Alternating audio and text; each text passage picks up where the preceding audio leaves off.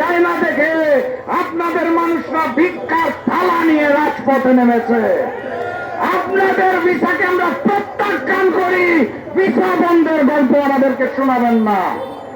ভারতীয় আগ্রাসন এবং আওয়ামী প্রেতাত্মাদের ষড়যন্ত্রকে রুখে দেওয়ার জন্য 5ই আগস্টের পূর্বে বাংলাদেশের ছাত্র জনতা এবং প্রত্যেকটি গণতান্ত্রিক রাজনৈতিক দল যেভাবে একতাবদ্ধ ছিল, আমরা এখনো একতাবদ্ধ আছি।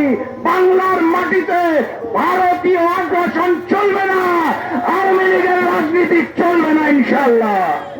আমরা ভোটের মাধ্যমে সেই গণতান্ত্রিক বাংলাদেশের স্বপ্নের জন্য একতাবদ্ধ আছি, ছিলাম এবং থাকবো ইনশাআল্লাহ।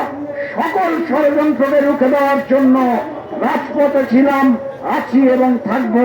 সেই স্বপ্নালী বৈষম্যহীন বাংলাদেশ গড়ে তোলার আগ পর্যন্ত আমাদের এই একতা ছিল, আছে এবং থাকবে। এ কথা বলে আজকের মতো বিদায় নিচ্ছি।